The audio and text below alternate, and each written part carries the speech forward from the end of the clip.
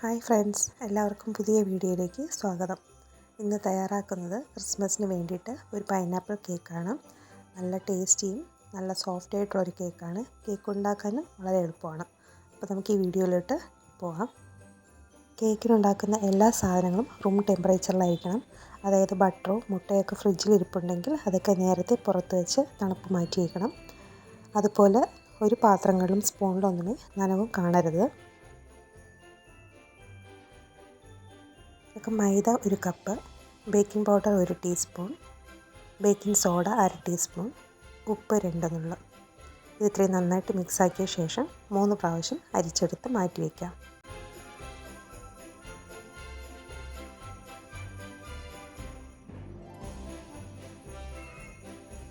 ഇനി ഒരു മിക്സി എടുത്തിട്ട് അതിലേക്ക് 2 മുട്ട, 1/2 കപ്പ് എണ്ണ റിഫൈൻഡ് ഓയിൽ അല്ലെങ്കിൽ butter 1/2 cup, vanilla essence 1/2 teaspoon, lemon yellow colour 2 pinch, ഇതെല്ലാം കൂടെ ചേർത്ത് മിക്സിയിൽ നന്നായിട്ട് 1 മിനിറ്റ് അടിക്കുക. ഇതിൻ്റെ കൂടെ തന്നെ 1/4 കപ്പ് പഞ്ചസാര പൊടിച്ചത് കൂടെ ചേർത്ത് മിക്സിയിൽ അടിക്കാം. ഞാനത് വിട്ടുപോയി. ഇപ്പോൾ ആ മാവിൻ്റെ കൂടെ പഞ്ചസാര കൂടെ ചേർത്ത് നന്നായി മിക്സാക്കിയ ശേഷം നമ്മൾ അരിച്ച് വെച്ചിരിക്കുന്ന മാവ് 3 പ്രാവശ്യമായിട്ട് ഇട്ട് നന്നായിട്ട് ഫോൾഡ് ചെയ്തെടുക്കാം.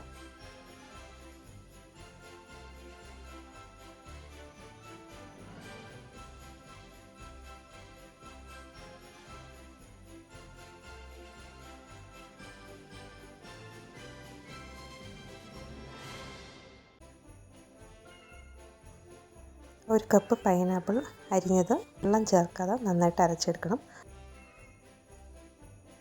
ഈ മാവിൻ്റെ കൂടെ ചേർക്കാം. പൈനാപ്പിൾ എസൻസ് ഒന്നും ചേർക്കേണ്ട ആവശ്യമില്ല, നല്ല മണം ഉണ്ടായിരുന്നു. മിക്സാക്കി കൊടുക്കാം. ഒരു കേക്ക് ടിന്നിലോട്ട് ബട്ടർ അല്ലെങ്കിൽ എണ്ണ തേച്ച് കുറച്ച് മാവ് തൂവിയ ശേഷം അതിലേക്ക് അരിഞ്ഞ് വെച്ചിരിക്കുന്ന പൈനാപ്പിൾ വളരെ നൈസായിട്ട് വേണം അരിയേണ്ടത്. അതിതുപോലെ നിരത്തി കൊടുക്കാം.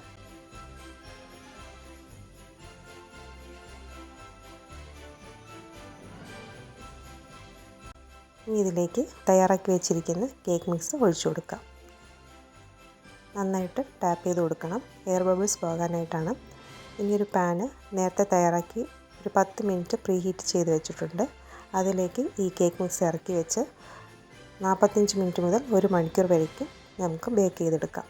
താഴെ പൈനാപ്പിൾ ലെയർ ആക്കിയത് കൊണ്ട് വേഗം കുറച്ചുകൂടെ ടൈം എടുക്കും. 45 മിനിറ്റ് കഴിഞ്ഞ ശേഷം വെന്തിട്ടുണ്ടോ എന്ന് നോക്കാം. ഇല്ലെങ്കിൽ കുറച്ച് നേരം കൂടെ ഒരു 10 മിനിറ്റ് കൂടെ ബേക്ക് ചെയ്തെടുക്കാം. കേക്ക് റെഡി ആയിട്ടുണ്ട്. തണുത്ത ശേഷം ഒരു പ്ലേറ്റിലോട്ട് മാറ്റാം. നന്നായിട്ട് വന്നിട്ടുണ്ട്. താഴെ വെച്ച പൈനാപ്പിൾ ലെയറൊക്കെ നല്ല ഭംഗിയിൽ വന്നിട്ടുണ്ട്. നല്ല ടേസ്റ്റും സോഫ്റ്റ് ആയിട്ടുള്ള കേക്കാണ്. എസൻസ് ഒന്നും ചേർക്കാതെ തന്നെ പൈനാപ്പിളിൻ്റെ നല്ല മണമാണ്. അതുപോലെ മധുരവും കറക്റ്റ് പാകമാണ്. എല്ലാവർക്കും ഇഷ്ടപ്പെടും. തീർച്ചയായിട്ടും തയ്യാറാക്കി നോക്കണേ. അപ്പോൾ എല്ലാവർക്കും merry Christmas and happy new year. വീണ്ടും അടുത്ത വീഡിയോയിൽ കാണാം. Bye friends, take care.